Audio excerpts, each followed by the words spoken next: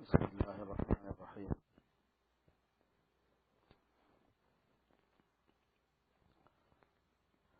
بزرگان دین کے واقعات سنائے جا رہے ہیں۔ اللہ والوں کے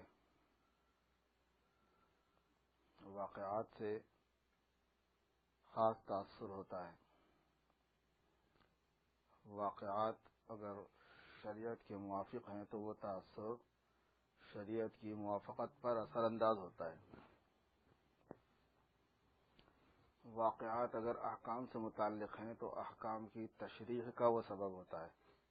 حکم کی تشریح ہوتی ہے، اس میں عمل کی نوعیت مقرر ہوتی ہے، اس میں کہ اس پر عمل ایسے کیا جاتا ہے، تو واقعات بڑے مؤثر ہوتے ہیں۔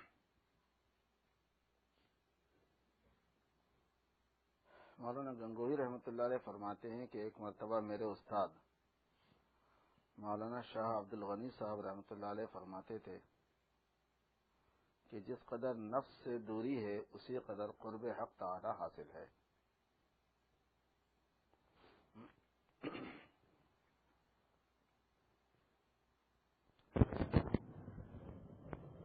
اللہ تبارک و تعالیٰ کی نزدیکی جو ہے وہ رضا اور عدم رضا، خوشی اور ناخوشی کے اعتبار سے مقرر ہوتی ہے۔ اللہ کی نزدیکی کا تعلق مسافت سے نہیں ہے، فزیکلی چیز نہیں ہوتی۔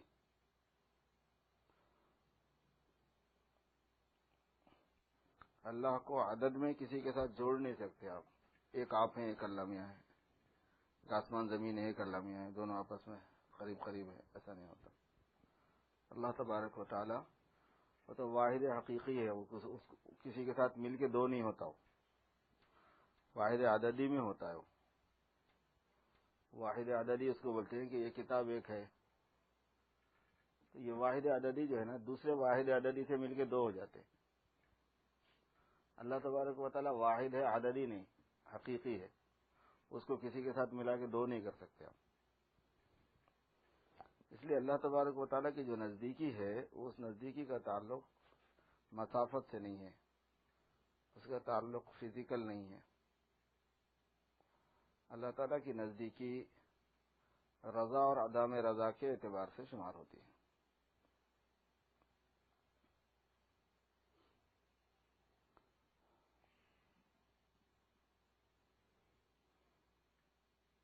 مسافت کے اعتبار سے، فزیکلی اعتبار سے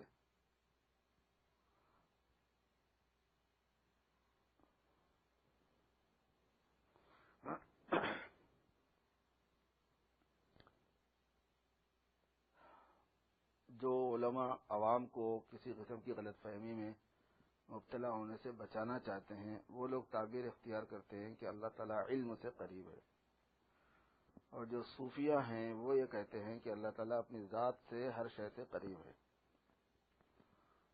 چونکہ کوئی بھی شے اللہ تبارک و تعالیٰ کے بغیر نہ دیکھی جا سکتی نہ محسوس کی جا سکتی، کیونکہ شے اپنی ذات میں کوئی چیز نہیں ہے، اس کا کوئی وجود ذاتی نہیں ہے۔ اسی لیے اللہ تبارک و تعالیٰ قریب ہے، اسی لیے اللہ پاک ساتھ ہے، اسی لیے اللہ پاک محیط ہے، اسی لیے اللہ پاک اول ہے، آخر ہے، ظاہر ہے، باطن ہے۔ لیکن یہ سارے اعتبارات حق تعالیٰ کی طرف سے ہیں، اللہ بندے سے تو قریب ہے ہی۔ بندہ اللہ سے قریب ہو، مخلوق اللہ سے قریب ہو، اس کا تعلق صرف رضامندی سے تعلق رکھتا ہے۔ جتنی ناراضگی اتنی دوری، جتنی رضا اتنا قرب۔ مستقل رضا حاصل ہو جائے، ناراضگی بالکل ختم ہو جائے، وہ ولایت خاصہ کہلاتا ہے۔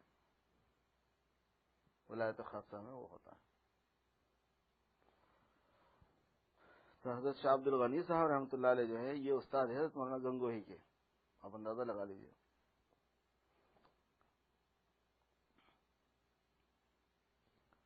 جس قدر نفس سے دوری اسی قدر قرب حق تعالی حاصل ہے۔ ایک بار ارشاد فرمایا کہ میرے استاد حضرت شاہ عبد الغنی صاحب رحمۃ اللہ علیہ کا تقویٰ بہت بڑا ہوا تھا، سینکڑوں مرید تھے اور ان میں اکثر عمرا اور بڑے آدمی تھے، مگر آپ کے یہاں اکثر فاقہ رہتا تھا۔ ایک روز آپ کے یہاں کئی روز کا فاقہ تھا، خادمہ کسی بچے کو گود میں لیے ہوئے باہر نکلی. بچے کے چہرے پر بھی فاقے کے سبب پشموردگی تھی. اتفاق سے مفتی صدر الدین صاحب کہیں سے تشریف لا رہے تھے. بچے کا چہرہ مرجھا ہوا دیکھا تو خادمہ سے پوچھا کیسا ہے, اس کا رنگ بدلا ہوا کیوں ہے؟ انہوں نے ٹھنڈا سانس بھر کر کہا حضرت کے یہاں کئی وقت سے فاقہ ہے. مفتی صاحب کو سخت صدمہ ہوا. اسی وقت گھر پہنچ کر خادم کے ہاتھ 150 روپے روانہ کیے اور لکھا کہ یہ آمدنی فیس کی نہیں ہے بلکہ تنخواہ ہے, قبول فرما لیجیے.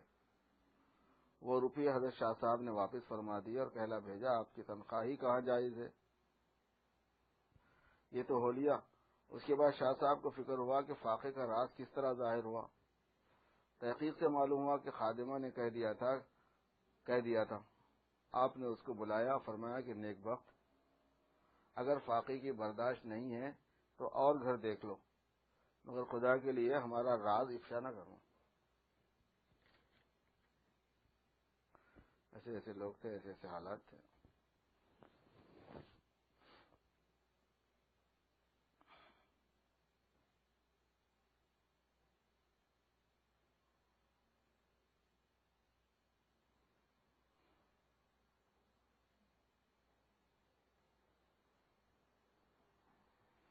تنخواہ کے معاملے میں کچھ بات ہے لمبی. کیا قصہ تھا جس کی وجہ سے مفتی صدر الدین صاحب کی تنخواہ لینے سے حضرت نے انکار کیا؟ کچھ اس کے پیچھے کہانی ہے. خان صاحب نے فرمایا میاں جی عظیم اللہ خادم حضرت شاہ عبدالعزیز صاحب کی حکایت. حضرت شاہ عبدالعزیز رحمۃ اللہ علیہ محدث دہلی شاہ ولی اللہ صاحب کے جانشین کہہ لیجیے. خان صاحب نے فرمایا میاں جی عظیم اللہ ایک شخص تھے جو خورجہ کے رہنے والے تھے. پڑھے لکھے چندہ نہ تھے, معمولی فارسی جانتے تھے اور لڑکے پڑھایا کرتے تھے, بچوں کو پڑھایا کرتے تھے. مگر شاہ عبدالعزیز صاحب رحمۃ اللہ علیہ کے صحبت یافتہ اور مرید تھے, اس لیے دین میں ان کی سمجھ نہایت اعلیٰ تھی. یہ بہت توجہ طلب جملہ ہے یہ. یعنی حضرت شاہ عبدالعزیز صاحب رحمۃ اللہ علیہ کے صحبت یافتہ اور مرید تھے, اس لیے دین میں سمجھ اعلیٰ تھی, نہایت اعلیٰ تھی. دین کی باتوں میں ایک سمجھ کی بات ہوتی ہے, ایک فہم کی بات ہوتی ہے. دین کی بات لینا ہر ایک کے بس کی بات نہیں ہوتی. دین کی بات کو جیسے اللہ پاک چاہتے ہیں ویسا لینا, جیسے رسول پاک صلی اللہ علیہ وسلم کا منشا تھا ویسے دین کی بات کی فہم لینا, یہ ایک ذوق ہوتا ہے. یہ ایک ٹیسٹی چیز ہے, وجدانی چیز ہے یہ, اور یہ بزرگوں کی صحبت میں رہنے سے پیدا ہوتا ہے. یہ صرف جو ہے نا پڑھنے سے نہیں پیدا ہوتا, نالج سے نہیں آتی یہ چیز. کسی بھی چیز کا جو ذوق ہے, جو مہارت ہے, وہ جو ہے نا الفاظ سے نہیں پکڑ میں آتی ہو, وہ شخصیتوں سے ملا کرتی ہو. کسی بھی شے کے اندر, ہر فن کے اندر اس کا جو کمال ہے, اس میں ایک ذوق پایا جاتا ہے. انجینئری ہے اس میں ایک ذوق ہوتا ہے, ڈاکٹری ہے اس میں ایک ذوق ہوتا ہے, شاعری ہے اس میں ایک ذوق ہوتا ہے, لائری ہے اس میں ایک ذوق ہوتا ہے. کسی بھی چیز کے اندر ذوق یعنی ایک اس کا اپنا مزاج ہے, یہ ایک اس کے اندر مہارت پنا ہوتا ہے. وہ الفاظ سے نہیں آتا کبھی بھی, وہ ہمیشہ اس لائن کے ماہرین کے ساتھ رہنے سے آتا ہے. یہ ہے اشارہ اس بات کی طرف. اسی لیے ہمارے ہاں اس بات کا بڑا اہتمام ہے کہ اپنے کو بھی اور اپنے بچوں کو بھی خاص طور پر بزرگوں کی صحبت میں چھوڑتے رہنا, اللہ والوں کے پاس چھوڑ دینا. کچھ بھی نہ کرے, چاہے رہے ان کے ساتھ, تو ایک اس سے بحثیت مجموعی آہستہ آہستہ ایک چیز بلڈ ہوتی ہے اس میں.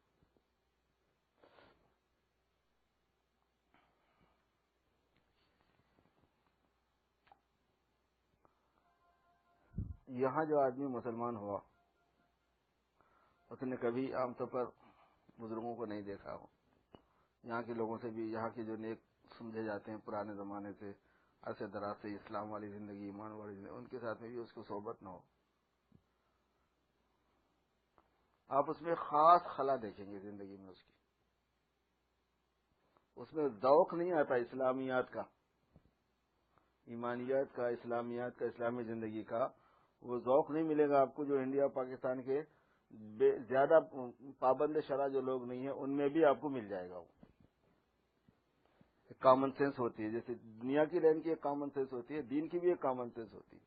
وہ چیز آپ کو نہیں ملے گی. اس کی وجہ وہی ہے، وہ چیز لیتے بندہ ذہن لیتا نہیں اس بات جب تک کہ اس کو اللہ والوں کی بزرگوں کی صحبت نہ ملے، پرانے مسلمانوں کی ایک طویل عرصے تک ان کے ساتھ میں صحبت نہ رہے، وہ چیز نہیں لے سکتا. تو جیسے عام مسلمانوں کے اندر کچھ قدریں ہوتی ہیں جو ہوتے ہوتے ہوتے ہوتے ہوتے آئی ہوئی ہیں، تو جو خاص مسلمان ہیں ان کے خاص حالات ہوتے ہیں، وہ ان کے ساتھ رہنے سے حاصل ہوتے ہیں. تو دین کی جو فہم ہے، سمجھ ہے، وہ بزرگوں کی صحبت سے ملتی ہے. انہوں نے ایک مرتبہ، یعنی عظیم اللہ صاحب نے، عظیم اللہ نام ہے ان کا، انہوں نے ایک مرتبہ تصور شیخ کے متعلق تقریر فرمائی. تصور شیخ جو ہے تصوف کا ایک مسئلہ ہے، اس سے پہلے بھی اس کا ذکر آیا. فرمایا کہ جناب رسول اللہ صلی اللہ علیہ وسلم کی قوت افاضہ نہایت کامل تھی، فیض پہنچانے کی قوت. اس میں اضافہ لکھ دیا ہے، وہ افاضہ ہے. وہ افاضہ میں نے فیض پہنچانا. اس لیے صحابہ کی اصلاح باطن کے لیے صرف آپ کی تعلیم کافی تھی، اور ان کو اشغال متعارفہ بین الصوفیہ، صوفیہ کے درمیان میں جو تربیت کے واسطے خاص خاص شغل ہے اس کی ضرورت نہ تھی، اور بدون ان اشغال کے اصلاح ہو جاتی تھی. جناب رسول اللہ صلی اللہ علیہ وسلم کے بعد رفتہ رفتہ یہ قوت مزمحل ہوتی گئی، اور نوبت یہاں تک پہنچی کہ صوفیہ کو اصلاح باطن میں اشغال متعارفہ جیسے ذکر بالجہر کرنا، حبس دم کرنا، پاس الفاظ کرنا وغیرہ وغیرہ ایسی چیزوں سے مدد لینے کی ضرورت محسوس ہوئی، اور انہوں نے اشغال متعارفہ سے کام لیا. یہ اشغال جناب رسول اللہ صلی اللہ علیہ وسلم کے زمانے میں نہ تھے، اس لیے بدعت تھے. مگر بدعت فی الدین نہیں تھے، بلکہ بدعت للدین تھے. ایک نیا کام دین میں کرنے کا ہوتا ہے ایز اے دین، اور ایک نیا کام دین کے لیے کرنے کا ہوتا ہے، دین کی حفاظت کے لیے، دین کی خدمت کے لیے، دین کی تعلم کے لیے، سیکھنے کے لیے. تو جس چیز کو بدعت کہتے ہیں شریعت میں، وہ بدعت ہوتی ہے جو فی الدین ہو، دین کے اندر ہو، دین کی حیثیت سے کیا جائے. جو للدین ہو، دین کے لیے ہو، وہ نہیں ہوتی. جیسے کتابیں لکھی جاتی نہیں تھی پہلے، کتابیں لکھی گئی، لفظی اعتبار سے بدعتی ہے وہ، لیکن للدین ہے. پہلے مدرسے بنے ہوئے نہیں ہوتے تھے، باضابطہ بورڈنگ والے، ہاسٹل والے. بڑے بڑے مدرسے کہاں ہوتے تھے پہلے، بورڈنگ کے، ہاسٹل کے. تو نئی چیز ہو گئی. صحابہ کے زمانے میں تو اس کا کوئی رواج تھا نہیں. ویسے ایک صفحہ کے اوپر لوگ آ کے حضور صلی اللہ علیہ وسلم کے خدمت میں لوگ رہتے تھے، بس وہی تھا. مگر ایسا ہے کہ کھانے پینے کا کوئی نظم ہے، اس کے لیے چندہ ہو رہا، اس کے لیے اساتذہ کا تقرر ہو رہا، بچوں کو رکھا جا رہا، یہ سب کہاں تھا. تو یہ تو بدعت ہی ہوا. لیکن یہ بدعت للدین ہے، اس کو بدعت بولتے. یہ اصطلاح بدعت اصطلاحی میں اور بدعت غیر شرعیہ میں نہیں آتی یہ چیزیں. لفظ کے لغوی معنی کے اعتبار سے وہ بات صحیح ہے، اصطلاح شریعت کے اعتبار سے وہ بات صحیح نہیں ہوتی. وہ کہہ رہے ہیں یعنی ان امور کو دین میں داخل نہیں کیا گیا تھا، بلکہ جو امور شرعن معمور بھی تھے. للدین کیا ہوتی ہے چیز وہ بھی سمجھا رہے ہیں. یعنی جن چیزوں کو دین میں داخل نہ کیا گیا ہو، بلکہ جو امور شریعت میں معمور بھی ہیں، جن کا حکم دیا گیا ہے، ان کو ان کی تکمیل کی تحصیل، ان کی تحصیل کا ذریعہ بنایا گیا. جو چیزیں شریعت میں جن کا حکم دیا گیا ہے، تو جن باتوں کو ان حاصل کرنے کا ذریعہ بنایا جائے وہ للدین کہلاتے ہیں. اس لیے یہ اشغال للدین تھے، نہ کہ داخلی دین. اس کو یوں سمجھو کہ ایک طبیب نے نسخے میں شربت بنفشہ لکھا. مریض کو شربت بنفشہ کی ضرورت ہے، مگر بازار میں شربت بنفشہ نہیں ملتا. اس لیے وہ لکڑیاں لاتا ہے، آگ جلاتا ہے، دیگچی لاتا ہے، شکر لاتا ہے، پانی لاتا ہے، بنفشہ لاتا ہے، اور شکر و بنفشہ وغیرہ کو دیگچی میں ڈال کر آگ پر پکاتا ہے، اور شربت بنفشہ بنا کر نسخے کی تکمیل کرتا ہے. تو یہ لکڑیاں لانا، آگ جلانا وغیرہ نسخے میں زیادہ کرنے کے معنی نہیں ہے. ڈاکٹر کے لکھے ہوئے نسخے میں اضافے کے معنی نہیں ہے، بلکہ تکمیل النسخہ ہیں، نسخے کو مکمل کرنے والے ہیں، نسخہ حاصل ہونے کا ذریعہ ہیں. اسی طرح سمجھو کہ تحصیل مرتبہ احسان، مرتبہ احسان کا حاصل کرنا اور اصلاح نفس شرعن معمور بھی ہیں. شریعت کے اعتبار سے اس کا حکم دیا، معمور بھی جس کا حکم دیا گیا ہو، اور شریعت نے ان کا کوئی طریق خاص معین نہیں فرمایا.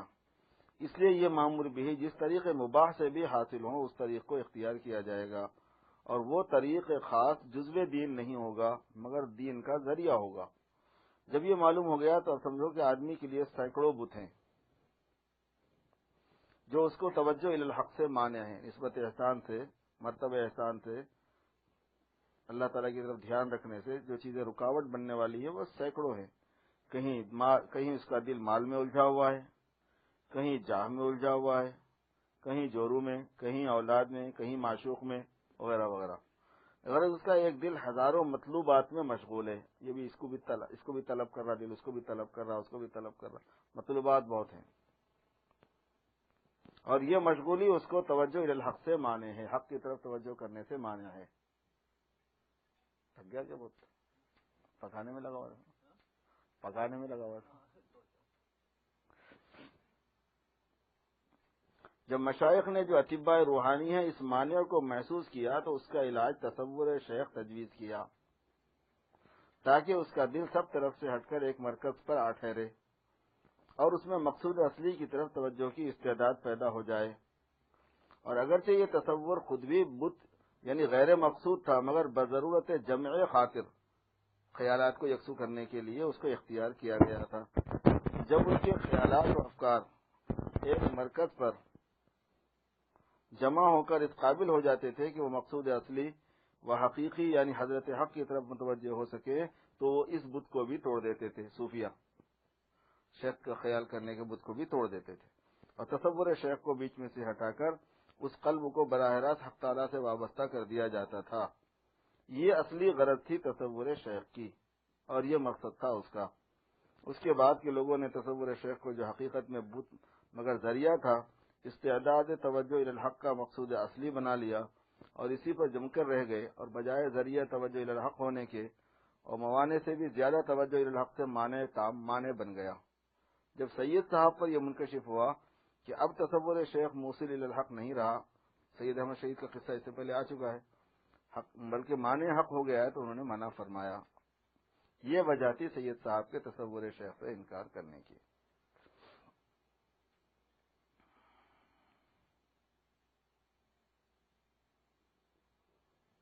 مولوی شاہ محمد عمر صاحب صاحبزادے مولانا اسماعیل شہید کی حکایت۔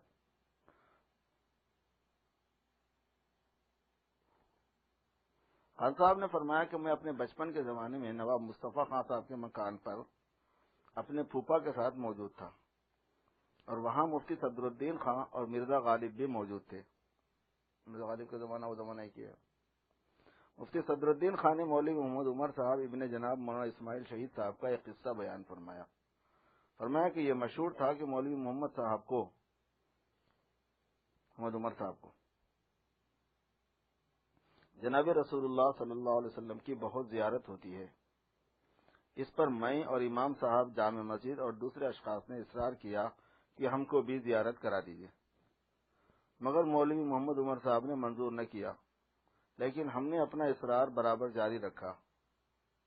ایک مرتبہ میں نے خواب میں دیکھا کہ جناب رسول اللہ صلی اللہ علیہ وسلم جامع مسجد کے ممبر پر تشریف فرما ہے، اور مولوی محمد عمر صاحب آپ کو مورچل جھیل رہے ہیں، مورچل جو کٹا ہوتا ہے نا خاص، اور کہتے ہیں کہ صدر الدین آؤ اور جناب رسول اللہ صلی اللہ علیہ وسلم کی زیارت کر لو۔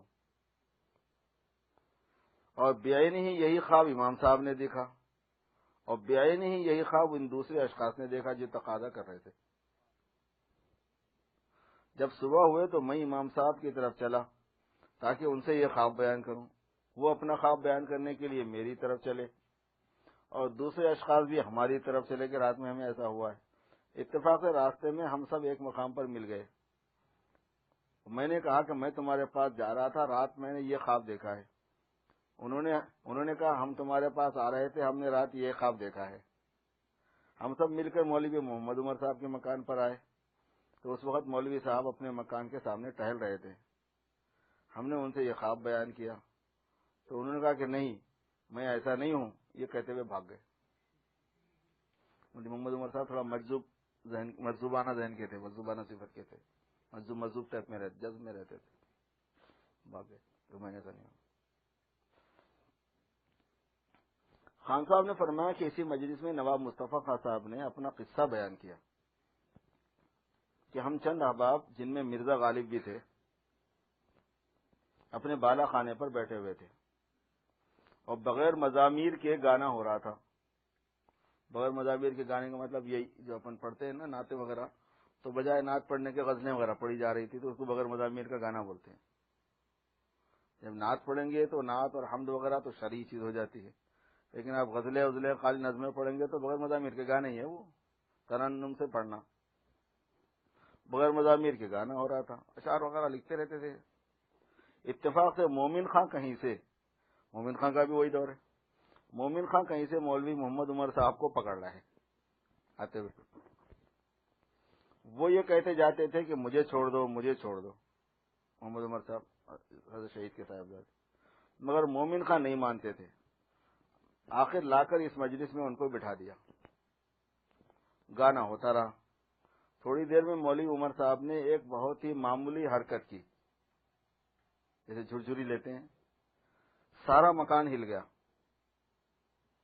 مکان ہی ہل گیا. اس پر سب کو شبہ ہو گیا.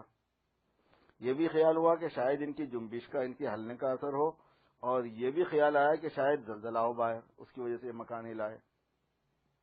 اس پر سب کی توجہ مولوی محمد عمر صاحب کی طرف ہو گئی. تھوڑی دیر میں انہوں نے دوبارہ حرکت کی جو پہلی حرکت سے زیادہ تھی. اس سے مکان پھر ہلا اور پہلے سے بہت زیادہ زور سے ہلا. اب تو یقین ہو گیا کہ یہ انہی کی حرکت کا اثر ہے. تھوڑی دیر میں ذرا اور زور سے حرکت کی تو اس سے مکان کو اور زور سے حرکت ہوئی اور لکڑیاں بولنے لگی مکان کی، اور طاقوں وغیرہ میں جو شیشے آلات رکھے ہوئے تھے وہ کھن کھن کھن کھن کرنے لگے. اس پر کسی نے کہا کہ مولوی محمد عمر نے یہ کیا ہے. انہوں نے فرمایا کہ میں تو پہلے یہ کہتا تھا کہ مجھے مت بٹھاؤ، یہ کہہ کر بھاگ گئے.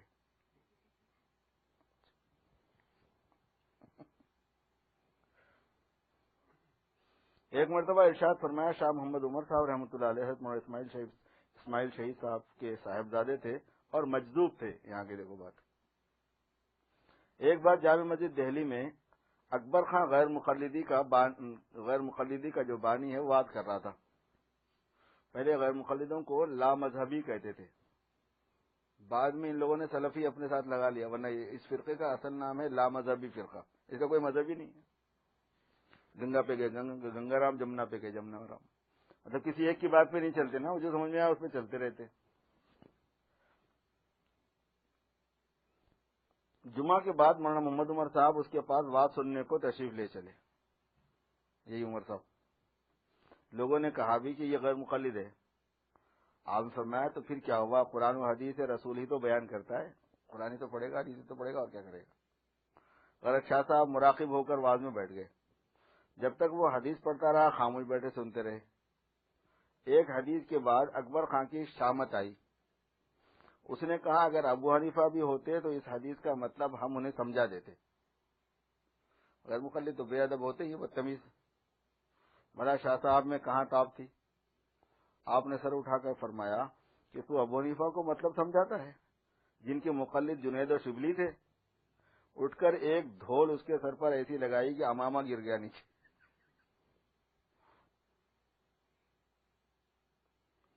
چند بنگالی طالب علم جو اکبر خان کے معتقد ہو گئے تھے اس کے ہمراہ سے شاہ صاحب کے مقابلے کو تیار ہو گئے، مگر اکبر خان نے روکا نہیں. اکبر خان نے روکا کہ نہیں یہ صاحبزادے ہیں شہید صاحب کے، اسماعیل شہید کے، ادب کرو، کرنے نہیں دیا. ابو حنیفہ کے ساتھ بیعت بھی کر رہا تھا. ایک بار شاہ محمد عمر صاحب جا رہے تھے، اندھیری رات تھی. پہرے والے نے ٹوکا کہ کون جاتا ہے. شاہ صاحب نے کچھ جواب نہیں دیا. پہرے والے نے پھر پوچھا کون ہے. تب فرمانے لگے تجھے معلوم نہیں ہوتا، آفتاب نکلا ہوا. اس جواب پر پہرے والے نے مارنا شروع کیا. کسی نے اتفاق سے پہچان لیا اور کہا ارے یہ تو مولانا محمد عمر صاحب ہیں. اس پر پہرے والے نے بھی معذرت کی کہ حضرت میں نے پہچانا نہیں. شاہ صاحب نے فرمایا کچھ نہیں میاں کچھ نہیں. چلے گئے. اس کے بعد کچھ کہا نہیں، اسے خاموش ہو گئے.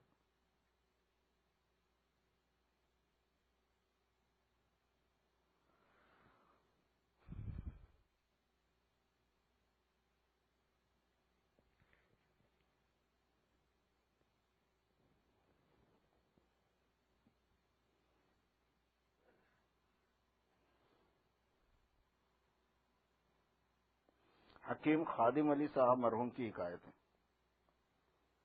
خان صاحب نے فرمایا کہ حکیم خادم علی صاحب فرماتے تھے کہ یہ لوگ یعنی صوفیاء زمانہ لا معبود الا اللہ، لا موجود الا اللہ، لا محبوب الا اللہ کی تعلیم حاصل کرتے ہیں، اور اس کا مقتضی یہ ہے کہ اور جملہ ما سوی اللہ کو چھوڑ کر ایک خدا واحد کو اپنا معبود، اپنا مقصود، اپنا مطلوب، اپنا محبوب بنا لیں۔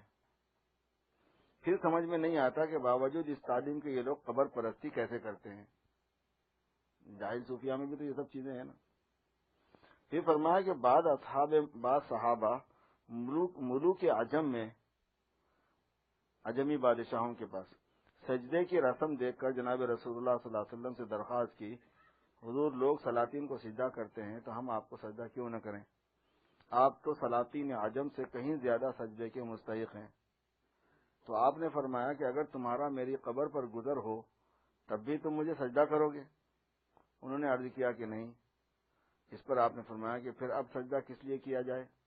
اب بھی نہیں ہونا چاہیے، کیونکہ فانی سجدے کا مستحق نہیں ہے، سجدے کا مستحق صرف حی و قیوم ہے۔ اس سے معلوم ہوا کہ مردے کو سجدہ کرنا زندے سے زیادہ خلاف عقل ہے، اور اس کی شناخت اس قدر ظاہر ہے کہ وہ صحابی جو جناب رسول اللہ صلی اللہ علیہ وسلم سے سجدے کی درخواست کرتے ہیں، جناب رسول اللہ صلی اللہ علیہ وسلم کے انتقال کے بعد آپ کو بھی سجدہ کرنا خلاف عقل اور برا سمجھتے ہیں، حالانکہ آپ کی موت محض صوری ہے، حقیقی نہیں ہے، اور ایسی نہیں جیسے غیر انبیاء کی موت ہوتی ہے۔ بس سمجھ میں نہیں آتا کہ قبور اولیاء اللہ کو سجدہ کرنا کیوں کر معقول ہو سکتا ہے۔ نہایت لطیف اور لاجواب تقریر ہے، مگر سوال باقی تھانوی رحمۃ اللہ علیہ لکھ رہے ہیں حاشیہ یہ، نہایت لطیف اور لاجواب تقریر ہے، مگر یہ سوال باقی ہے کہ پھر اس کا وقوع ہی کیوں ہوا، کیسے ہوا؟ پھر یہ معلوم ہوتا ہے کہ اہل ضلال نے ان دونوں میں منافات نہیں سمجھی، گمراہی میں پڑھنے والوں نے دونوں میں کوئی منافات نہیں سمجھی، بلکہ قریب قریب اتحاد و حلول کا عقیدہ اختیار کر کے ان کو غیر نہیں سمجھا، غیر اللہ نہیں سمجھا۔ تعالی اللہ عن ذلک علوا کبیرا۔ خان صاحب نے فرمایا کہ ایک مرتبہ حکیم خادم علی صاحب اپنی مسجد میں تشریف رکھتے تھے، رمضان کا مہینہ، افطار کا وقت تھا، آپ نے روزہ افطار کر لیا، اتنے میں چند رافضی آئے اور کہا کہ قسم ہے امام حسین کی، اس وقت آفتاب غروب نہیں ہوا تھا جب تم نے روزہ افطار کیا۔ حکیم صاحب نے کہا کہ تم غلط کہتے ہو، آفتاب غروب ہو چکا تھا۔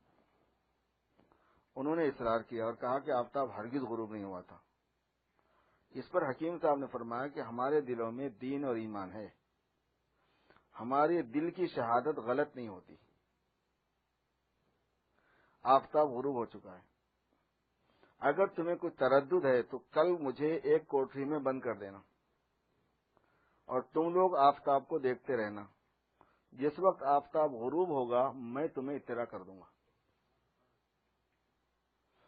اور تو اس وقت تمہیں تصدیق ہو جائے گی کہ میں جھوٹ نہیں بول رہا۔ انہوں نے اس دعوے کو عجیب سمجھ کر کہا بہت اچھا۔ اگلے روز غروب آفتاب سے پہلے حکیم صاحب کو کوٹری میں بند کر دیا، خود چھت پر چڑھ کر غروب آفتاب دیکھنے لگے۔ جب آفتاب غروب ہوا حکیم صاحب نے اندر سے اطلاع کی کہ آفتاب غروب ہوا۔ اس وقت ان کے دعوے کی تصدیق ہوئی۔ ایسے ایسے لوگ تھے، ایسا ذوق تھا۔ تھانوی نے لکھا ہے کہ یہ کرامت ہے کہ یہ خبر مطابق واقع کی ہوئی، مگر یہ نہیں سمجھنا چاہیے کہ وہ اس کو حجت سمجھتے تھے، بلکہ من حیث الدلیل تحری حجت ہے، کرامت کے طور پر ان کے ساتھ ہوئی، یعنی آپ کا دل بھی گواہی دینے لگے کہ نہیں ابھی صبح نہیں ہوئی اور کھائے جا رہے ہیں۔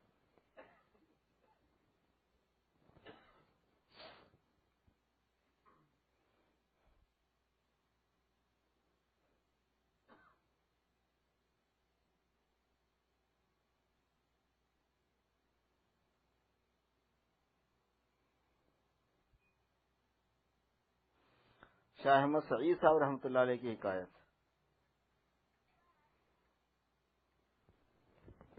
وہ سید احمد نہیں، یہ دوسرے ہیں، احمد سعید ہیں۔ خان صاحب نے فرمایا کہ شاہ احمد سعید صاحب نے ایک مرتبہ اپنی خانقاہ کی مسجد میں نماز پڑھی، تو نماز کے بعد ایک شخص اٹھا، خانقاہ کے لوگوں کو اس نے 2 پیسے دینے شروع کیے۔ شاہ صاحب کے کسی صاحبزادے کو بھی اس نے 2 دینے چاہے، تو انہوں نے ہاتھ کھینچ لیا. ان کا ہاتھ کھینچنا شاہ صاحب نے دیکھ لیا. اس پر آپ نے صاحبزادے پر عتاب فرمایا. کیسی باریک نظر تھی ان لوگوں کی اور بات کتنی دور تک کی پہچانتے تھے لوگ. فرمایا کہ 2 پیسے تھے اس لیے ہاتھ کھینچ لیا، اگر 100 روپے ہوتے تو جھٹ سے لے کے رکھ لیتا. اور یہ جو دوسرے سارے لے رہے تھے یہ ایمان والے نہیں ہیں، یہ مطلب ہے بات کا. وہ 100 روپیہ بھی خیراتی تو ہوتے اگر وہ 100 روپے دیتا تو ان کو کیوں لے لیتا.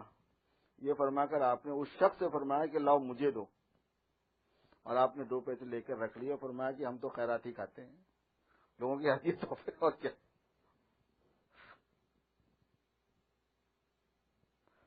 مولانا عبدالحی صاحب پھولتی کی حکایات. پھولت ایک جگہ کا نام ہے. خان صاحب نے فرمایا، امیر شاہ خان ہیں، خان صاحب جب بولتے ہیں تو یہ امیر شاہ خان ہیں جو روایات کے معاملے میں بڑے ہی مستند آدمی ہیں اور بزرگوں کی صحبت یافتہ ہیں، بہت بڑے بڑے بزرگوں کی صحبتوں میں رہے ہوئے ہیں. حافظہ بڑا عجیب و غریب پایا تھا. اب حضرت تھانوی نے ان کی حکایت جمع کی، اندازہ کر لیجیے، مرتب حضرت تھانوی کی ہیں یہ. خان صاحب نے فرمایا کہ جب سید صاحب رحمۃ اللہ علیہ جہاد کو تشریف لے جاتے ہوئے پھلت پہنچے تو وہاں سے روانگی میں مولوی عبدالحی صاحب اور ان کے والد بھی مشایعات میں تھے، اور مولوی عبدالحی صاحب کے والد نے مولوی صاحب کو جانے کے لیے اجازت نہ دی تھی. وہ لفظ چھوڑ دیتا ہوں، اب ایک خود آ گیا بس ہے. جب پھلت سے 1 میل نکل کر سید صاحب نے مشایعات کہتے ہیں کسی آدمی کو رخصت کرنے کے لیے ساتھ جانا، اس کو مشایعات کہتے ہیں، سنت ہے یہ. خواص کو جب وہ جانے لگے تو دور تک جہاں تک آپ آسانی سے چل سکتے ہوں جا کر رخصت کرنا، مہمان کو، خواص کو. اپنی جگہ سے بیٹھے ہوئے مسافہ کر دینا ضرورتاً ہے، لیکن خواص کے ساتھ یہ ہے کہ تھوڑی دور چل کے ان کو رخصت کرنا، اس کو مشایعات کہتے ہیں، یہ سنت ہے. جب پھلت سے 1 میل نکل کر سید صاحب نے مشایعت کرنے والوں کو رخصت کیا تو مولوی عبدالحی صاحب سے بھی فرمایا کہ مولانا آپ کے والد صاحب کی اجازت نہیں ہے، آپ بھی رخصت ہو لیجئے. اور سید صاحب نے ان کو رخصت کیا اور رخصت کر کے آپ تشریف لے چلے. جب تشریف لے چلے تو مولوی صاحب بےتاب ہو گئے اور یہ کہہ کر کے کہ ہائے سید صاحب مجھے چھوڑ گئے، سر پر خاک ڈالنی شروع کی اور زمین پر لوٹنے لگے. اور پتہ ہے آپ کو کہ جہاں کھا رہے تھے. جب ان کے والد صاحب نے ان کا یہ اضطراب اور بے چینی دیکھی تو مجبوراً ان کو اجازت دینی پڑی. جب والد نے اجازت دے دی تو بھاگے اور بھاگ کر سید صاحب سے جا ملے. یہ قصہ میں نے مولوی عبدالقیوم صاحب سے سنا ہے. تو اس زمانے کے جو دیندار طبقہ تھا وہ دین کی محنت کے لیے، جد و جہد کے لیے کیسا تھا کہ والد نے اجازت نہیں دی تو بے چین ہو گئے، اور اتنی بے چینی ہوئی کہ والد نے مجبوراً اجازت دے دی. خان صاحب نے فرمایا کہ مولانا گنگوہی اور مولوی عبدالقیوم صاحب نے فرمایا کہ سید صاحب فرمایا کرتے تھے کہ جب کبھی دینی معاملے میں مولوی عبدالحی صاحب کو غصہ آتا ہے تو اس وقت انوار الہیہ کی بارش ہوتی ہے، اور جب کبھی مولوی صاحب کو غصہ آتا تھا تو سید صاحب مولوی صاحب کے پیچھے کھڑے ہو جایا کرتے تھے. شہید رحمۃ اللہ علیہ. اس کے بعد فرمایا کہ مولوی عبدالحی صاحب سید صاحب کے لشکر میں قاضی تھے اور مقدمات کا فیصلہ کرنا، عاملوں کا مقرر کرنا آپ کے متعلق تھا. ایک مرتبہ کسی ولایتی نے کسی ہندوستانی کو تھپڑ مار دیا. انہوں نے مولوی صاحب کے یہاں نالش کی. مولوی صاحب نے فیصلہ کیا کہ مدعا علیہ کے تھپڑ مارے، جس نے مارا اس کے بدلے میں تھپڑ مارے، مگر اس ولایتی مدعا علیہ نے اس فیصلے کو منظور نہیں کیا. اس پر مولوی صاحب کو نہایت غصہ آیا اور جوش غیظ میں کھڑے ہو گئے، غصے میں کھڑے ہو گئے. سید صاحب حسب عادت آپ کے پیچھے کھڑے تھے. جب آپ نے یہ رنگ دیکھا تو آپ نے خیال کیا کہ مبادا بات بڑھ جائے اور ولایتی لوگ بگڑ جائیں اور جو جس معاملے کے لیے سفر کیا تھا سید صاحب نے وہ خلل میں آ جائے، اور یہ خیال کر کے کہ مدعی کو اشارے سے بلایا اور بلا کر اس سے کہا کہ تو مولوی صاحب سے کہہ دے کہ میں نے خدا کے واسطے اپنا حق اپنے مسلمان بھائی کو معاف کیا. مدعی جو دعوے دار تھا نا تھپڑ کا، اس کو بلا کے حضرت سید صاحب نے سمجھا دیا کہ تو اللہ کے واسطے معاف کر دے تو پھر کے ساتھ نہیں ہے. اس نے مولوی صاحب سے اسی طرح کہہ دیا. اس کے یہ کہتے ہی مولوی صاحب کا غصہ بالکل فرو ہو گیا اور ایسے ہو گئے جیسے غصہ آیا ہی نہیں تھا. یہ معاف کر دیا. خان صاحب نے فرمایا کہ سفر حج میں یا جہاد میں مولوی عبدالحی صاحب کی بیوی ان کے ساتھ تھی اور دوسرے لوگوں کی بیویاں بھی ان کے ساتھ تھیں۔ ایک مقام پر پردے کا انتظام کر کے انہوں نے اپنی بیوی کو اتارا اور اس سے نماز پڑھوائی اور ساتھیوں سے فرمایا کہ دیکھ لو عبدالحی کی بیوی نماز پڑھ رہی ہے۔ اس پر اور لوگوں نے بھی اپنی اپنی بیویوں سے نماز پڑھوائی۔ عورتوں سے عام طور پر سفر میں نماز نہیں پڑھوائی جاتی نا، یا کوئی نگرانی نہیں کرتا، پڑھ رہے نہیں پڑھ رہے، ان کے ساتھ ایسی نرمی برتی جاتی ہے۔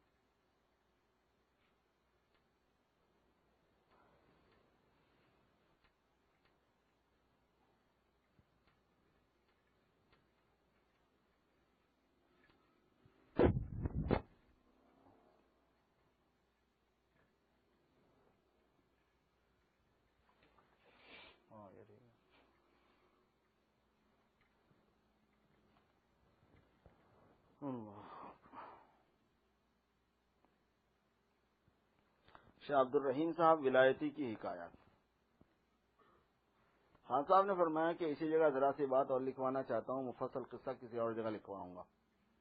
وہ مفصل حکایت 147 میں مذکور ہے، 147 آگے ہے۔ شاہ عبد الرحیم صاحب ولایتی سے کسی نے کہا کہ آپ تو بڑے کمال کے آدمی ہیں اور کمال باطن میں سید صاحب سے گھٹے ہوئے نہیں بلکہ بڑے ہوئے، یہ اپن سنائے تھے۔ شاہ عبد الرحیم ولایتی کی حالات سنا چکے ہیں۔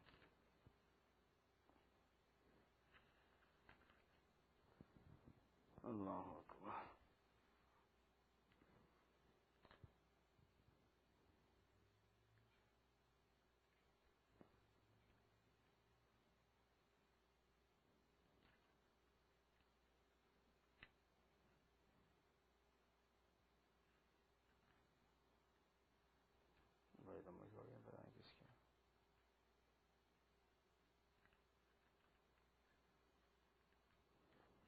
قاسم نانوتوی کے سنائے کیا؟ نہیں۔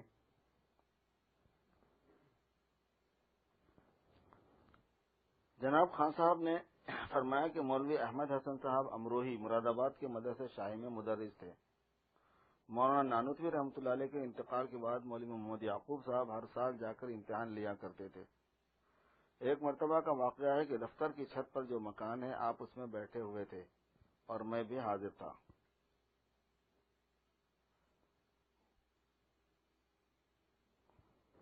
میں اس زمانے میں چھتیاری میں ملازم تھا اور مجھے حضرت سے اور حضرت کو مجھ سے بہت تعلق تھا، اس لیے میرا معمول تھا کہ جب مجھے معلوم ہوتا کہ آپ تشریف لانے والے ہیں تو میں مراد آباد پہنچ جاتا تھا۔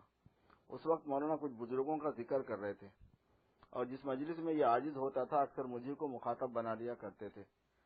اگرچہ اس وقت مجمع کثیر تھا مگر آپ نے مجھے کو مخاطب بنایا اور فرمایا خواجہ احمد جام مستجاب الدعوات مشہور تھے۔ ایک عورت ان کی خدمت میں اپنے ایک نابینا بچے کو لائی اور عرض کیا کہ اپنے ہاتھ اس کے منہ پر پھیر دیجیے اور اس کی آنکھیں اچھی کر دیجیے۔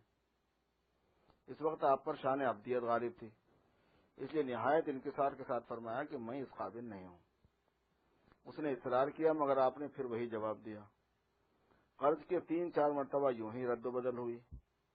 جب آپ نے دیکھا کہ وہ مانتی نہیں تو آپ وہاں سے اٹھ کھڑے ہوئے اور یہ کہتے ہوئے چل دیے کہ یہ کام تو عیسیٰ علیہ السلام کا تھا، وہ اندھوں اور مبروسوں کو اچھا کرتے تھے، میں اس قابل نہیں ہوں۔ تھوڑی دور چلے تھے کہ الہام ہوا، تو کون اور عیسیٰ کون اور موسیٰ کون؟ پیچھے پلٹ اور اس کے منہ پہ ہاتھ پھیر۔ نہ تم اچھا کر سکتے ہو نہ عیسیٰ، مامی کنیم۔ آپ یہ سن کر لوٹے اور مامی کنیم فرماتے جاتے تھے اور جا کر اس کے منہ پر ہاتھ پھیر دیا، آنکھیں اچھی ہو گئی۔ توحید کا غلبہ۔ یہ قصہ بیان فرما کر مولانا نے فرمایا کہ احمق لوگ یوں سمجھ جایا کرتے ہیں کہ یہ مامی کنیم خود کہہ رہے ہیں، حالانکہ ان کا قول نہیں ہوتا بلکہ وہ حق تعالیٰ کا قول ہوتا ہے۔ یہ ان کا جملہ نہیں تھا، یہ اللہ تعالیٰ کا جملہ تھا۔ بلکہ جب کوئی کسی گویے سے کوئی عمدہ شعر سنتا ہے تو اس کو اپنی زبان سے بار بار دہراتا ہے اور مزے لیتا ہے، اسی طرح وہ اس الہام کی لذت سے حق تعالیٰ کا ارشاد مامی کنیم بار بار دہرا رہے تھے۔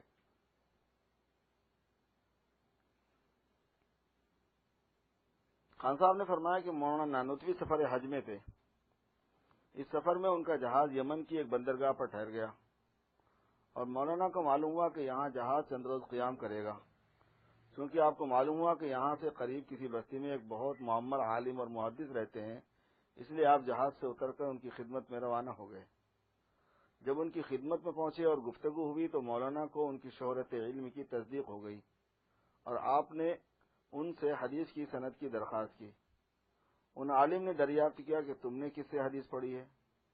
مولانا نے فرمایا کہ شاہ عبد الغنی صاحب سے۔ وہ شاہ عبد الغنی صاحب کو نہیں جانتے تھے، اس لیے دریافت کیا کہ شاہ عبد الغنی نے کس سے پڑھی ہے؟ مولانا نے فرمایا کہ شاہ اسحاق صاحب سے۔ وہ شاہ اسحاق سے بھی واقف نہیں تھے، اس لیے پوچھا کہ شاہ اسحاق صاحب نے کس سے پڑھی ہے؟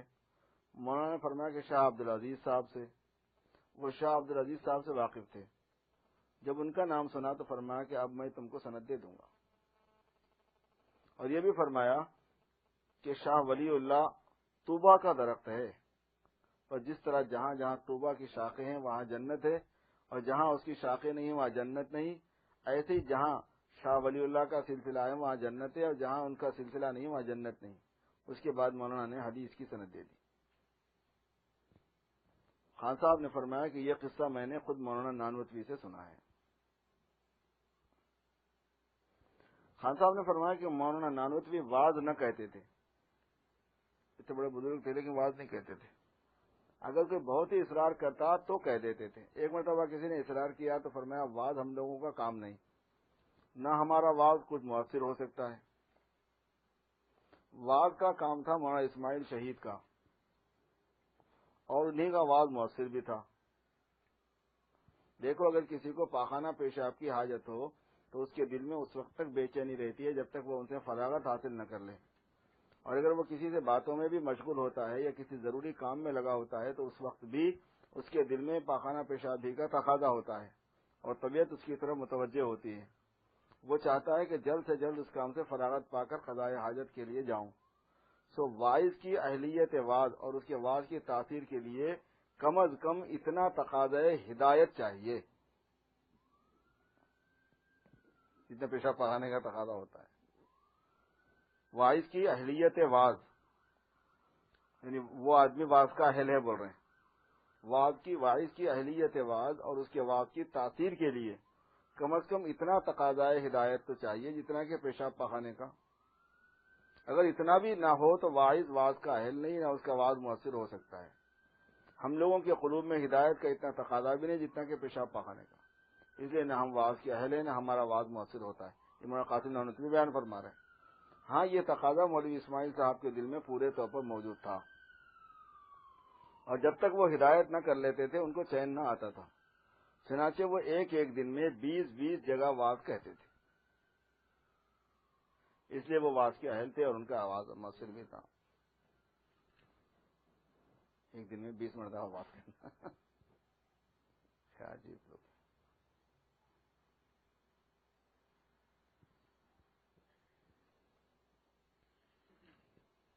اللہ اکبر۔ حضرت کی ان کی تو بہت ہیں حکایات، پھر سنائیں گے کسی کو۔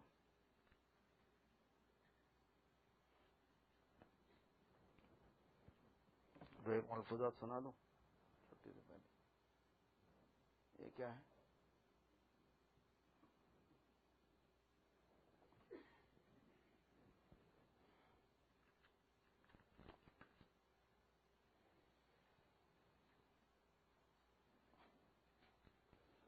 فرمایا کہ ذکر بے لذت پر بھی مداومت کرنے سے معیت حق کا انکشاف اور قلب کی صحت حاصل ہو جاتی ہے، جس کے سامنے ساری لذتیں گرد ہیں۔ ذکر میں مزہ نہیں آ رہا، ذکر میں مزہ نہیں آ رہا بلکہ جو بولتے ہیں اس کا جواب دے رہے ہیں حضرت۔ ذکر میں مزہ نہ آئے تو بھی مداومت چاہیے، پابندی کرے آدمی، بس اس میں بے مزہ ہی کرتا رہے، بے مزہ ہی کرتا رہے، بے مزہ ہی کرتا رہے۔ کیا فائدہ ہے اس سے؟ معیت حق، اللہ تبارک و تعالیٰ کے ساتھ ہونے کا انکشاف ہو جاتا ہے، اور قلب کو تندرستی حاصل ہو جاتی ہے، قلب کے اندر سلامتی آ جاتی ہے۔ ہمارے قلوب بیمار ہے نا، وہ بیماری چلی جائے گی، اس سے بڑی چیز اور کیا چاہیے؟ جس کے سامنے ساری لذتیں گرد ہیں، اس لیے لذت آنے نہیں آنے کا انتظار میں نہیں ہونا چاہیے۔ اصل چیز جو ہے نا وہ پابندی ہے، جس چیز کو آدمی اپنا معمول بنائے اس کا پابند ہو جائے، بہت قیمت اس کو ادا کرنے کی عادت ہو۔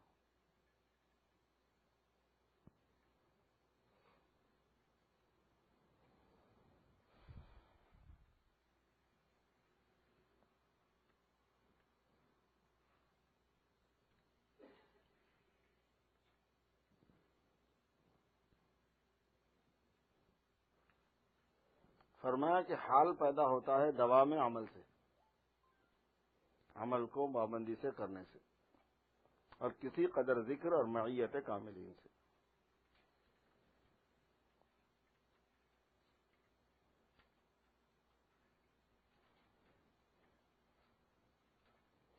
فرمایا کہ غذا کے بعد جو شکر کا حکم کیا گیا ہے تو در حقیقت اسی غذا کے ہضم کے واسطے چورن بتلایا گیا ہے،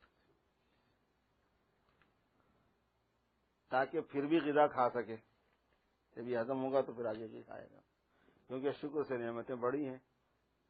جس طرح چورن سے دوسرے وقت زیادہ کھا سکے گا، اور ناشکری سے سلب ہو جاتی ہے۔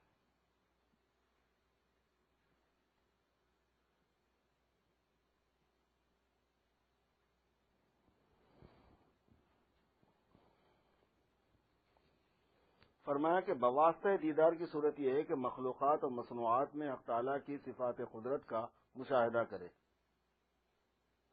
جو مخلوق ہیں، جو چیزیں بنی ہوئی ہیں کائنات میں، ان میں جو خصوصیات ہیں، خوبیاں ہیں، وہ اللہ تبارک و تعالیٰ کی صفت کا ہی اثر ہے، اللہ کی کاریگری ہے۔ تو مخلوقات اور مصنوعات میں حق تعالیٰ کی صفات قدرت کا مشاہدہ کرے، کیونکہ مصنوع سے بھی صانع کا دیدار ہوتا ہے۔ جیسے زیب النساء کا شعر ہے، در تخن مخفی منم چون بوئے گل در برگ گل، ہر کے دیدن میل دارت در تخن بیند مرا۔ مشہور قصہ ہے نا، کہیں پڑھے تھے اپن اس سے پہلے۔ زیب النساء جو ہے بہت مشہور شاعرہ تھی،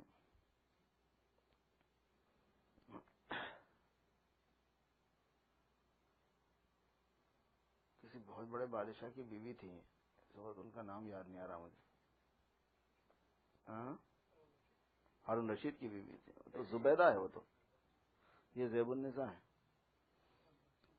مغل بادشاہ میں سے کسی بادشاہ، اورنگزیب کی بیٹی تھی، ہاں غالباً۔ تو ایک دوسرے بادشاہ نے ان کا کلام سن لیا تھا، بہت اچھی شاعرہ تھی بہت، تو بادشاہ ہونے کی حیثیت سے اس نے کہا کہ میں یہ شاعرہ سے ملنا چاہتا ہوں۔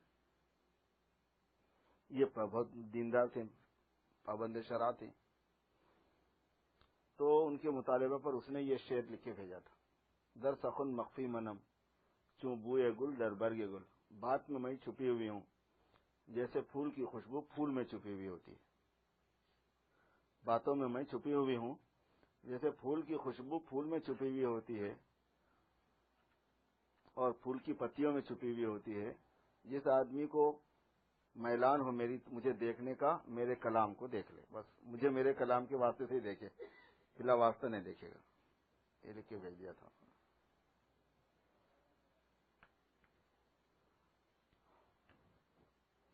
غلامی کا راز، غلامی کا راز یہ ہے کہ اس نے عبداللہ بننے سے انکار کیا، اس لیے سزا کے طور پر عبداللہ کا عبد بنا دیا گیا۔ یہ جو بولتے ہیں نا اسلام میں غلامی ہے، غلامی ہے، غلامی کا فلسفہ، یعنی کہ اس کا راز یہ ہے کہ اس نے اللہ کا بندہ بننے سے انکار کیا، تو لہذا اللہ کے بندے کا بندہ بنا دیا گیا، جو بالکل عقل کے موافق ہے۔ کہتے ہیں نا کہ غلامی کا معاملہ یہ عقل کے موافق نہیں ہے۔ چنانچہ سلاطین بھی جب کوئی بادشاہ بغاوت کرتا ہے، بادشاہ بھی بغاوت کرتا ہے، تو اس کو قید کر کے ایک معمولی جیلر کی سپردگی میں دے دیتے۔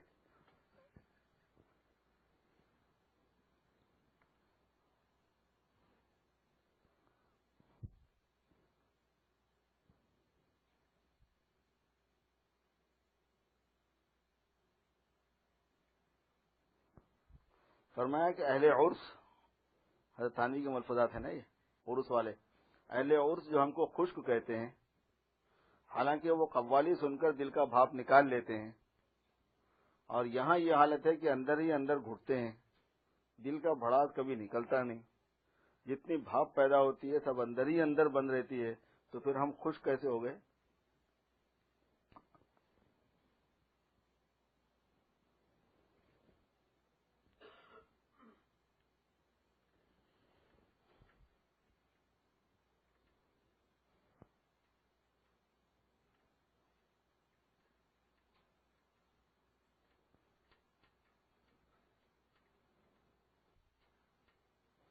فرمایا کہ احادیث کے تتبع سے، تلاش کرنے سے معلوم ہوتا ہے کہ تمام اخلاق کا خلاصہ یہی ہے کہ کسی کو دوسرے سے تکلیف نہ پہنچے۔ چنانچہ حدیث میں آیا ہے کہ کوئی اپنے بھائی کی لکڑی نہ اٹھائے کیونکہ وہ پریشان ہوگا، یعنی نہ کوئی اپنے بھائی کے لکڑی نہ اٹھائے ہونا چاہیے، یعنی نہ ہنسی میں نہ ارادے میں۔ ایسی ہنسی کی ممانعت کی علت وہی اذیت ہے، تکلیف نہیں دینے کے لیے، اندیشے میں آ جاتا ہے تھوڑی دیر کے لیے بندہ۔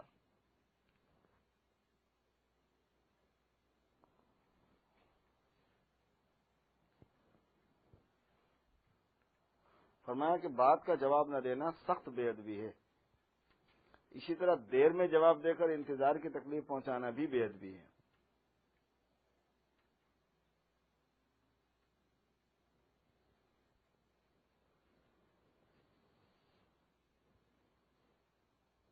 فرمایا کہ اتفاق کا راز یہ ہے کہ کسی کا بار دوسرے پر نہ ہو، حتیٰ کہ بھائی کے نوکروں سے کبھی کام نہ لے، بھائی کے نوکروں سے اپنا کام نہ لے۔ ممکن ہے تنگ دلی پیدا ہو، اور کوئی چیز مثلا جلانے کی لکڑی بھی ہو تو قیمتاً لے۔ چنانچہ حکمائے عرب کا قول ہے، تعاشروا کالاخوان تعاملوا کالاجانب، باہم رہو سہو بھائیوں کی طرح اور معاملہ کرو اجنبیوں کی طرح۔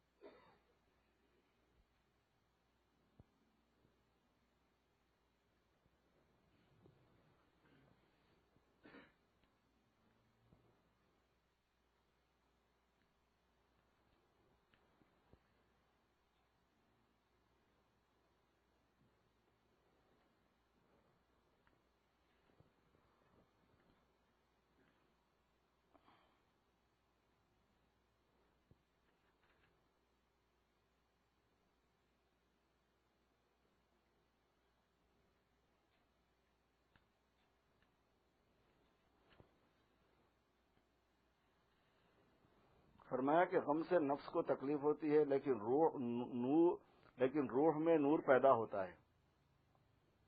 غم سے نفس کو تکلیف ہوتی ہے لیکن روح میں نور پیدا ہوتا ہے، کیونکہ یہ مجاہدہ ہے اگرچہ اضطراری ہی صحیح، اور مجاہدہ اضطراری بھی موجب اجر ہے، حدیث اس میں صریح ہے۔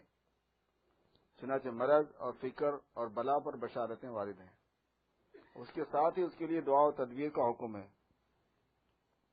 بس دعا و تدبیر کرنا چاہیے، اور غم کے فضائل و بشارت پر نظر کر کے صبر اور رضا بھی اختیار کرنا چاہیے۔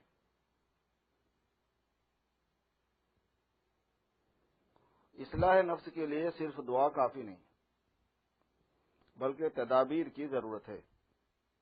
جیسے بچہ پیدا ہونے کے لیے صرف دعا کافی نہیں، بلکہ زوجین کی ضرورت ہے۔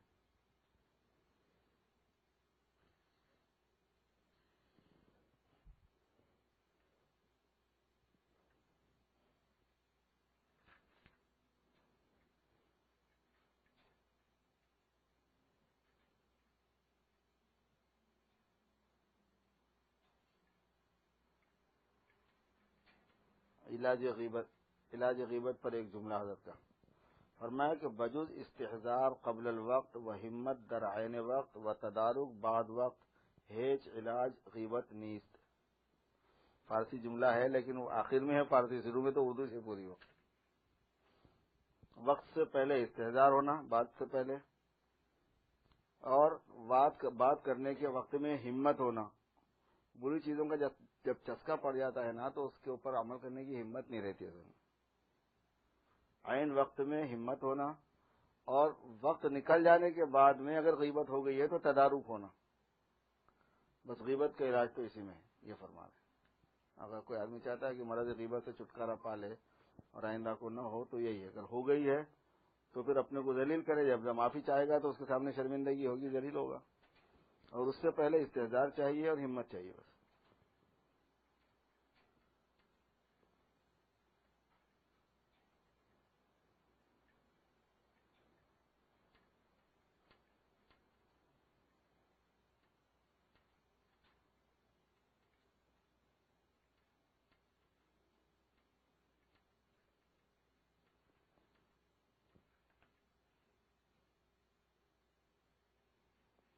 فرمایا کہ تقریبات میں عورتوں کے جانے کے انسداد کا، تقریبات میں عورتوں کے جانے کے تعظیم مخالف تھے۔ مختلف فنکشن یہ وہ ہوتے نا، اس میں عورتیں جو جایا کرتی ہیں، ظاہر ہے کہ اس میں سوائے مفاسد کے فائدے کچھ نہیں ہے اس میں۔ فرمایا تقریبات میں عورتوں کے جانے کے انسداد کا آسان طریقہ یہ ہے کہ جانے کو منع نہ کریں، مگر اس پر مجبور کریں کہ کپڑے زیور وغیرہ کچھ نہ پہنیں۔ جس حیثیت سے اپنے گھر رہتی ہے اسی طرح چلی جائے، خود بخود جانا بند ہو جائے گا، کیونکہ جانا ہی اس لیے ہوتا ہے۔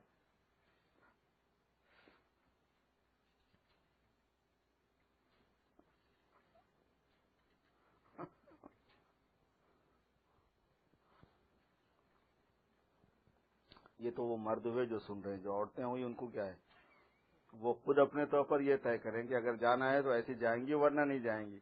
دیکھیے کتنی بار صبح طبیعت چلتی ہے جانے کی، اور کیسے آدمی کی جان چھوڑ جاتی ہے خود ادھر ادھر گھومنے گھامنے سے۔ فضول قسم کی خرافات ہیں آج کی تقریبات میں۔ کوئی تقریب منکر سے بچی ہوئی ہے الا ماشاء اللہ ہی ہوگا، چاہے شادی ہو، چاہے خالی نکاح ہو، چاہے رخصتی ہو، چاہے ولیمہ ہو، چاہے بسم اللہ ہو، اور چاہے کوئی گھر برانی ہو، چاہے کسی بھی نوعیت کی جو تقریب اس زمانے میں چل رہی ہیں، چاہے گریجویشن ہو بچوں کا اس پہ کوئی تقریب ہو رہی ہو، کوئی تقریب جو ہے وہ تخریب سے خالی نہیں ہے، ہر ایک میں خرابہ ہے۔ تو جتنا کم جانا ہوا بہنوں کا اتنا اچھا ہے، نہ جانا ہو تو بہت ہی اچھا ہے، لیکن کم سے کم ہو جانا چاہیے، فائدہ اس میں کچھ نہیں ہے۔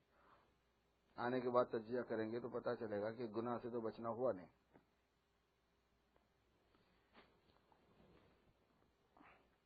اور زیب و زینت وغیرہ یہ بھی جو ہے نا، یہ سب بھی تو ریاکاری ہی ہے، ریاکاری کا کوئی ثواب کا کام ہے۔ زیور اور زیب و زینت اور خوش لباسی یہ سب گھر میں اپنے شوہر کے لیے ہے، اصل گھر والا دیکھ کے خوش ہو جایا کرے۔ نفس تو شیطان کو بھی گمراہ کرنے والا ہے۔ فرمایا کہ شیطان کے گمراہ کرنے کو دوسرا شیطان نہیں آیا تھا، یہی نفس تھا جس نے اس کو ابلیس بنا دیا، ورنہ تو وہ ابلیس سے پہلے عزازیل تھا، جبرائیل، میکائیل، اسرافیل، شیطان کا نام عزازیل ہے۔ فرمایا کہ شیطان کے گمراہ کرنے کو دوسرا شیطان نہیں آیا تھا، یہی نفس تھا جس نے اس کو ابلیس بنا دیا، ورنہ تو عزازیل تھا۔ پس نفس کا مغلوب کرنا کفار کے مغلوب کرنے سے اہم ہے، نفس کا مغلوب کرنا کفار کے مغلوب کرنے سے اہم ہے، اسی واسطے مجاہد نفس کو جہاد اکبر کہا گیا ہے۔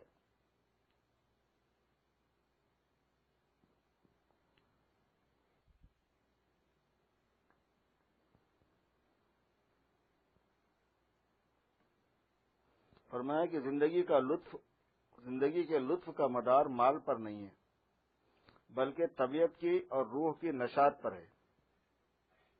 پر لطف زندگی کا مدار مال پر نہیں ہے بلکہ طبیعت کی اور روح کی نشاط پر ہے۔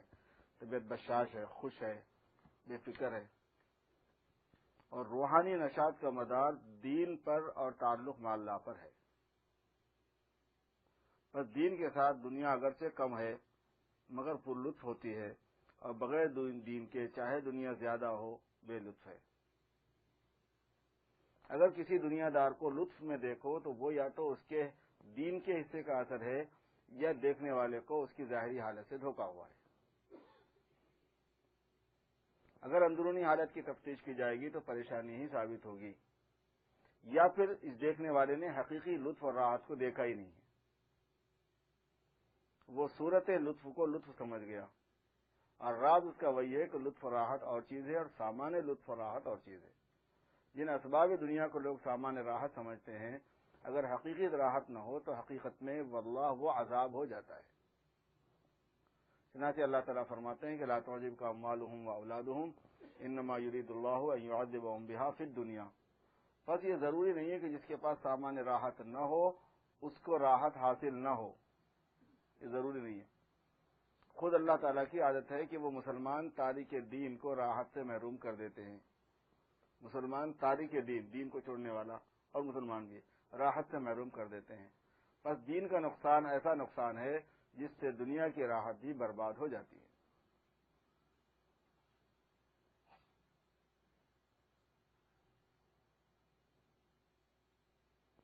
فرمایا کہ میاں بیوی کا فساد، یعنی ان میں آپس میں اختلاف لڑائی، میاں بیوی کا فساد سارے فسادوں کی مرغی ہے جس سے سارے انڈے پیدا ہوتے ہیں. مطلب یہ ہے یعنی سینکڑوں انڈے پھر پیدا ہوتے ہیں، سینکڑوں فساد اس سے پیدا ہوتے ہیں.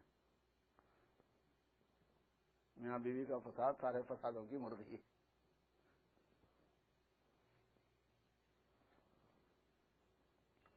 اسی لیے لکھا کتابوں کے اندر کہ تصوف والا، سلوک والا جو ہے نا اپنی بیوی سے محبت کرنے والا ہو جاتا ہے، اور جس کو جتنی زیادہ اپنی بیوی سے محبت ہوگی اس کا سلوک اتنا جلدی طے ہوگا، اس کو یکسوئی حاصل ہو جاتی ہے، اس سے دماغ خلجان میں نہیں رہتا. مگر اگر بیوی سلامت طبع والی ہے تب تو اس سے ناجائز فائدہ نہیں اٹھاتی، ورنہ تو پھر اس کے نخروں میں اور تیزی میں اور پھر دوسرے مسائل کے اندر پھر الجھاوا ہو جاتا ہے تھوڑا سا. کسی آدمی کی نرمی اور خوش اخلاقی اور ملن ساری اور محبت کی قدردانی ہونی چاہیے نا اس کی وجہ سے جو ہے نا اس کو بے عزت نہیں کرنا چاہیے، اس کو ستانا نہیں چاہیے، اس کو اپریشیٹ کیا جائے، اس کی قدر کی جائے تو پھر وہ باقی رہتی ہے.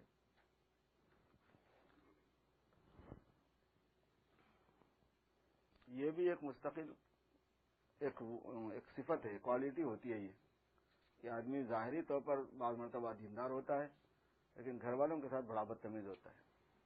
اور بہت مرتبہ دیکھا گیا کہ بعض مرتبہ ظاہری طور پر آدمی زیادہ دیندار نہیں ہوتا لیکن وہ گھر والوں کے ساتھ اس کی بڑی کوالٹی رہتی، اتنی کہ رش کرے آدمی.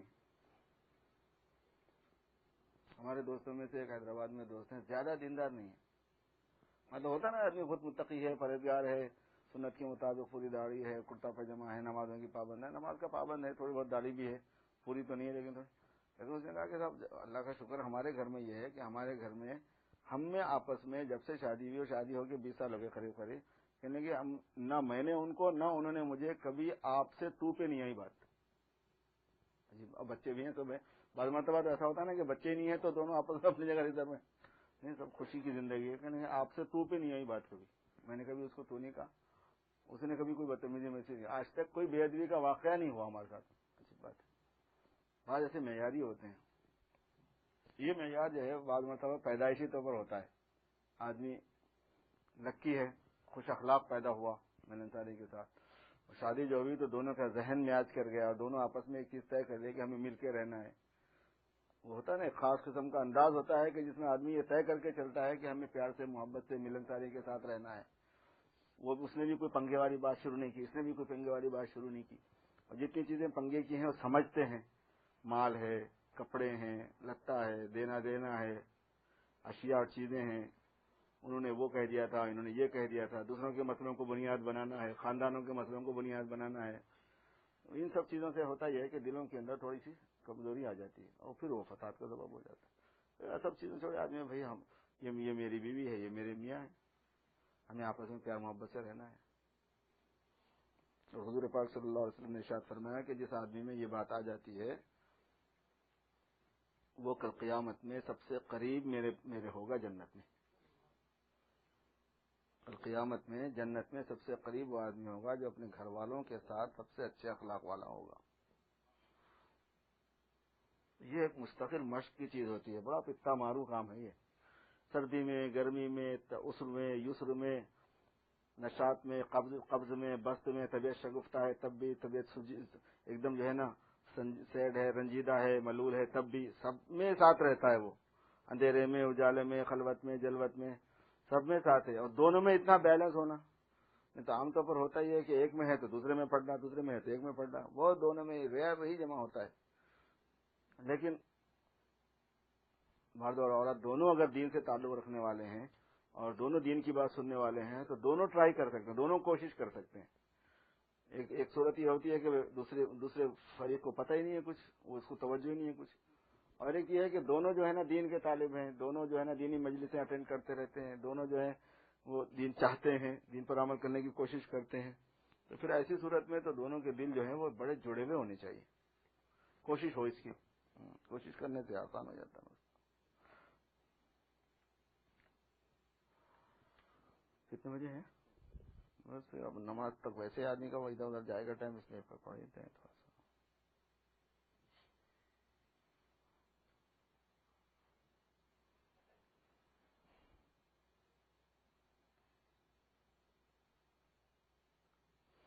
فرمایا کہ اے مسلمانوں، تم ترقی کے لیے ہمیشہ یہ دیکھو کہ مسلمانوں کو کیوں کر ترقی ہوئی. اگر تمہیں ترقی چاہیے نا تو تم مسلمانوں کو دیکھو کہ ان کو کیوں کر ترقی ہوئی. یہ ہرگز نہ دیکھو کہ کفار کی ترقی کیوں کر ہوئی. بڑا راز ہے، یہ بہت عجیب بات ہے. دیکھو فلاں کو دیکھو، فلاں کو دیکھو، وہ لوگ کیسے ترقی کر رہے ہیں. ہم مسلمان ہیں تو اس سے پہلے کہ مسلمانوں کو دیکھنا چاہیے کہ ان کو ترقی کیوں ہوئی، کیوں کر ہوئی. کافروں کو نہیں دیکھنا چاہیے کہ ان کو ترقی کیوں ہوئی، کیوں کر ہوئی، یعنی کس طرح ہوئی. ہر قوم کا مزاج باطنی الگ ہے. یہ ضروری نہیں کہ جو طریقہ ایک قوم کو مفید ہو وہ سب کو مفید ہو، بلکہ یہ بھی ضروری نہیں کہ جو صورت ایک قوم کے کسی فرد کو مفید ہو وہ سب افراد کو مفید ہو. لطیف المزاج کو وہ چیزیں نفع نہیں دیتی جو ایک گنوار کو نافع ہوتی ہے، جس کے مزاج میں کثافت ہوتی ہے. تم اسلام کے بعد لطیف المزاج ہو گئے ہو، تمہارا مزاج شاہانہ ہو گیا ہے، تم کو وہ صورت مفید نہیں ہوگی جو کفار کو مفید ہے.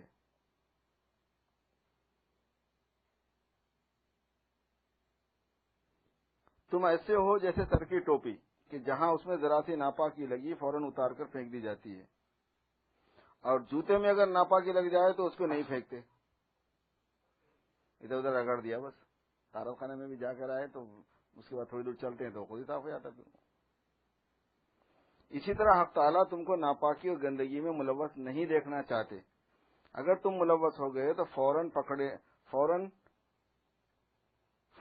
پکڑے پڑلے پر کوٹے پیٹے جاؤ گے. اور کفار چاہے جتنا ملوث ہو جائیں گوارا کیا جائے گا. چنانچہ جن لوگوں نے حضرات صحابہ کی ترقی کا حال تاریخ میں دیکھا ہے وہ خوب جانتے ہیں کہ ان حضرات کو محض دین کی اتباع کی وجہ سے ترقی ہوئی. وہ دین میں پختہ تھے، ان کے معاملات، معاشرت، اخلاق بالکل اسلامی تاریخ کے مطابق تھے، اس لیے دوسری قوموں کو خود بخود اسلام کی طرف کشش ہوتی تھی. اور کسی نے مقابلہ کیا تو چونکہ انہوں نے خدا تعالیٰ کو راضی کر رکھا تھا اس لیے خدا تعالیٰ ان کی مدد کرتا تھا. یہی وجہ ہے کہ باوجود بے سر و سامانی اور قلت تعداد کے بڑی بڑی سلطنتوں کو ان سے آنکھ ملانے کی ہمت نہ ہوتی تھی. تم شریعت پر چل کر دیکھو، انشاءاللہ سب تمہاری عزت کریں گے. جس کی بین دلیل یہ ہے کہ جو پکے مسلمان ہیں، انگریز، ہندو، پارسی، سب ان کی عزت کرتے ہیں. تم دین پر قائم ہو جاؤ، ساری قومیں تمہارے مسخر ہو جائیں گی.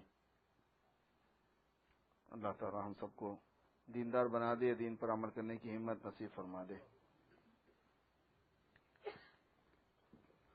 اللهم صل على سيدنا مولانا محمد وعلى ال سيدنا مولانا محمد وبارك وسلم.